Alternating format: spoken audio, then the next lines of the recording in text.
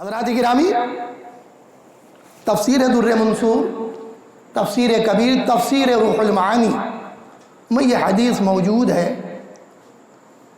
کہ ایک یہودی اور ایک نام نہاد مسلمان، ان دونوں کا جھگڑا ہو گیا، یعنی ایک کافر کا اور ایک نام نہاد مسلمان کا۔ اب کعب بن اشرف ایک یہودی تھا اور اس کے پاس لوگ فیصلے کے لیے جاتے تھے۔ اسلام نے منع کر دیا کہ اس کے پاس فیصلے کے لیے نہیں جانا، کیونکہ وہ رشوتیں لیا کرتا تھا، غلط فیصلے دیا کرتا تھا، اسلام کی تعریف کو چھپا لیا کرتا تھا اور یہودیوں کی من گھڑت باتیں لوگوں کو بتاتا تھا تاکہ حضور سے لوگ دور ہو جائیں۔ جب دور ہو جائیں گے تو وہ مسلمان نہیں ہو سکیں گے، حضور کے دامن سے بچ جائیں گے۔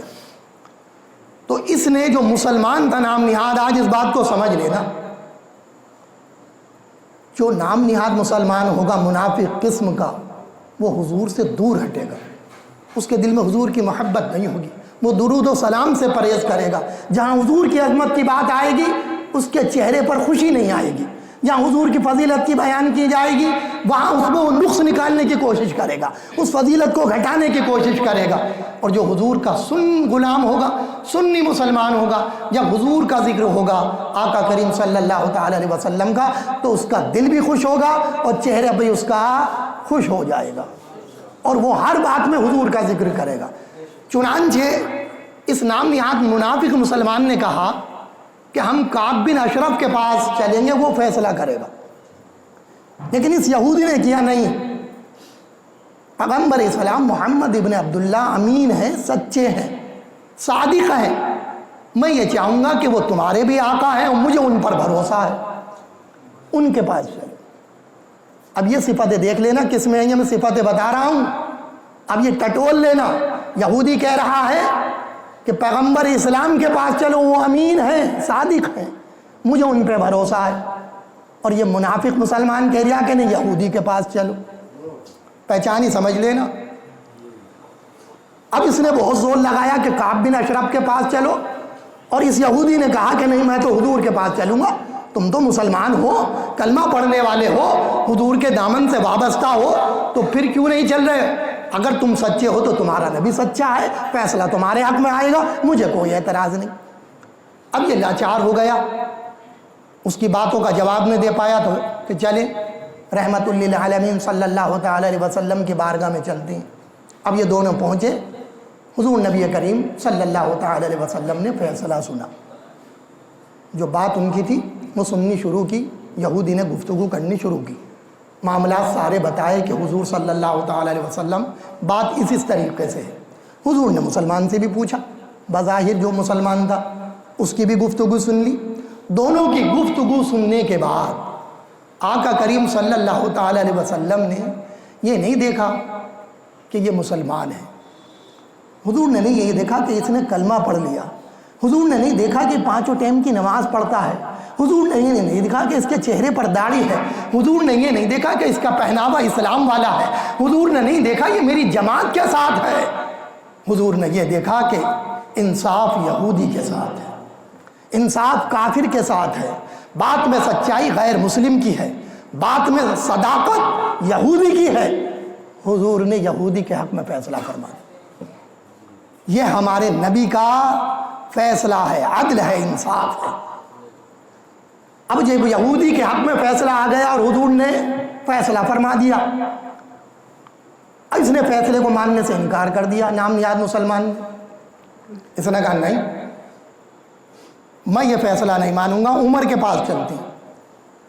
اب اسے یہ سوچ رہا تھا کہ حضرت عمر تو مسلمانوں کی بڑی وہ کرتی مدد، اسلام کا بڑا وہ بھی ہے درد، جب میں حضرت عمر کی بارگاہ میں جاؤں گا اور بات رکھوں گا کہ میں مسلمان ہوں، نمازی ہوں، یہ یہودی ہے، کافر ہے، تو حضرت عمر جو میرا پکش کریں گے، یہودی کا پکش نہیں کریں گے، اور بات میرے حق میں آ جائے گی۔ یہ سوچتے ہوئے اس نے کہا عمر کے پاس چلتی۔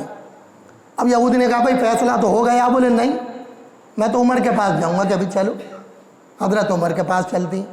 اب یہ دونوں حضرت عمر فاروق اعظم رضی اللہ تعالیٰ عنہ کی بارگاہ میں پہنچے۔ یہودی نے بات رکھنے سے پہلے کہا کہ میں ایک بات پیش کرنا چاہتا ہوں، کہ کیا کہ یہ اور میں ابھی آپ کے آقا صلی اللہ تعالی علیہ وسلم کی بارگاہ میں حاضر ہوئے تھے، اور میں نے اپنی بات رکھی، انہوں نے اپنی بات رکھی، اور آپ کے آقا صلی اللہ تعالی علیہ وسلم نے میرے حق میں فیصلہ سنا دیا۔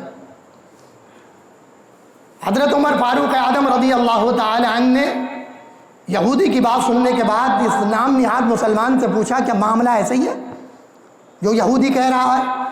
اب حضرت عمر فاروق اعظم کا جلال، دبدبا، جھوٹ بول نہیں سکتا تھا یہ، تو اس نے کہا معاملہ ایسا ہی ہے کہ آقا کریم صلی اللہ تعالی علیہ وسلم نے اس کے حق میں فیصلہ کر دیا؟ بولے ہاں فیصلہ کر دیا۔ بولے تو ٹھہرو ابھی آتا ہوں۔ حضرت عمر فاروق اعظم اندر گئے اور تلوار لائے، اور لانے کے بعد اس کا سر قلم کر دیا کہ جو حضور کی بارگاہ کا فیصلہ نہ مانے اسے جینے کا حق نہیں۔ بولے حضور فیصلہ فرما دے پھر عمر فیصلہ کرے؟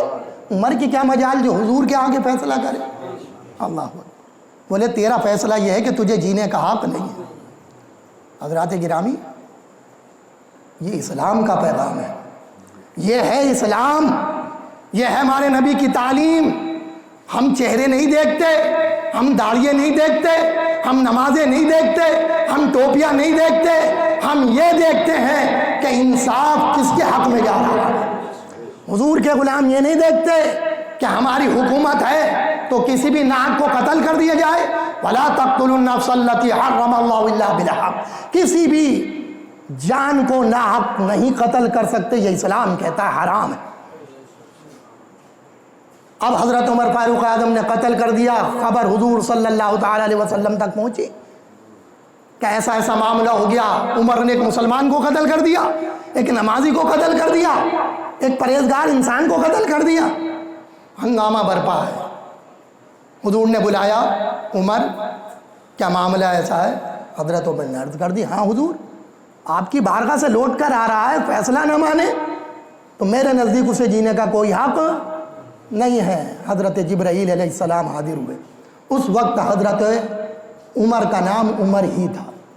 حضرت جبرائیل علیہ السلام حاضر ہوئے اور عرض کی کہ یا رسول اللہ آپ کا عمر فاروق ہے، اور فاروق کہتے ہیں حق اور باطل میں فرق کرنے والا، آج سے آپ کے عمر کا دوست کا نام فاروق ہے کہ یہ حق اور باطل میں فیصلہ کر دیتے۔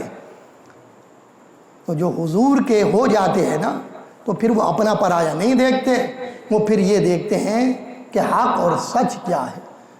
حضرات گرامی، اسلام انصاف کی تعلیم دیتا ہے، اسلام حق کی بولنے کی، حق کے سننے کی، حق کے پہنچانے کی تعلیم دیتا ہے۔